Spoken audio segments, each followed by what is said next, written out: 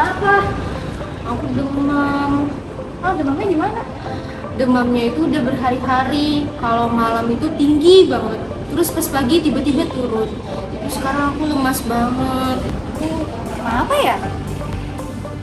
Kalian tahu nggak apa itu demam tifoid?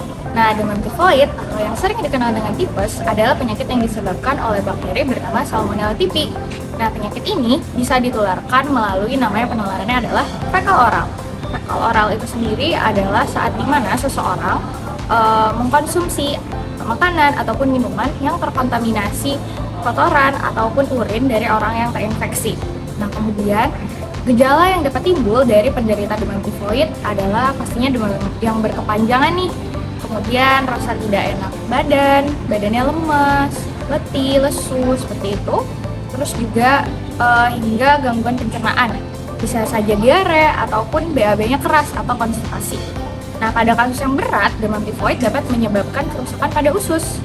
Nah, menurut data WHO tahun 2018, angka penderita demam tifoid di Indonesia itu mencapai 81% per 100.000 penduduk. Cukup banyak ya.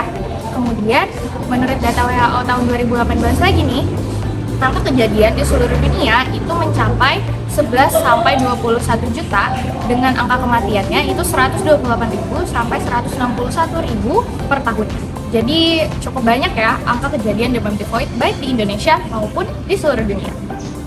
Apa sih penyebab demam tifoid itu? Penyebabnya adalah bakteri Salmonella typhi. Kemudian, apa saja hal yang bisa meningkatkan resiko kita terkena demam tifoid? Yang pertama adalah hygiene personal yang kurang baik. Contohnya adalah ketika kita jarang mencuci tangan sebelum makan. Yang kedua, hygiene makanan dan minuman yang kurang baik.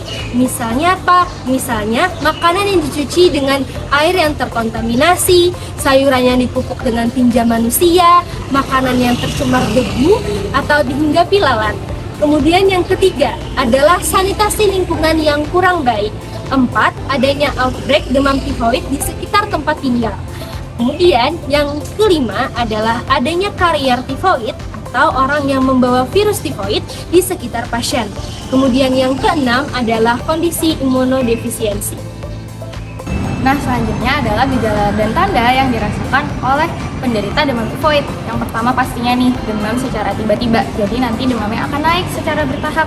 Kenaikannya ini dapat berlangsung terus-menerus atau dia naik turun. Umumnya suhu badan tuh meningkat menjelang sore hari.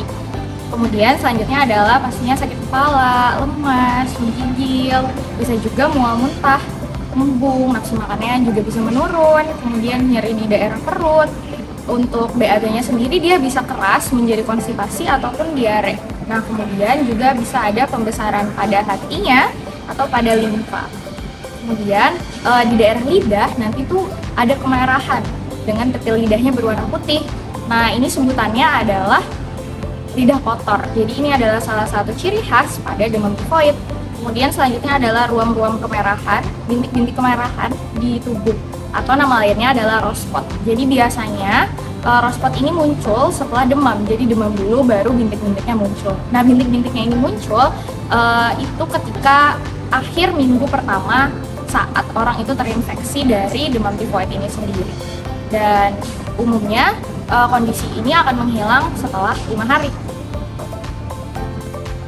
Jika kita tahu kita terkena demam tifoid, apa yang bisa kita lakukan? Yang pertama, istirahat total. Kemudian, diet khusus yang dianjurkan oleh dokter.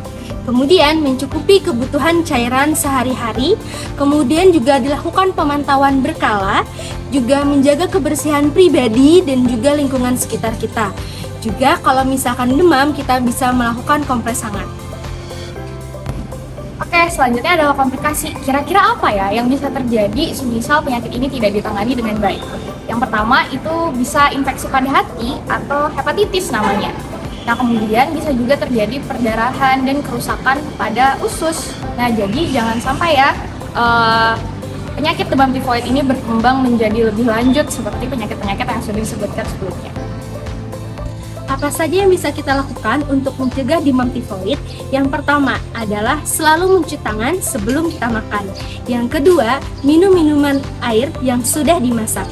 Yang ketiga, menghindari makanan yang sudah disimpan lama, maupun itu di kulkas ataupun di ruangan terbuka. Kemudian, membersihkan peralatan rumah tangga secara teratur. Kemudian, membersihkan air minum dan makanan. Kemudian juga kita bisa melakukan sanitasi lingkungan atau membersihkan lingkungan. Kemudian juga bisa dilakukan vaksinasi tifoid. Kemudian mengedukasi ke masyarakat dan keluarga.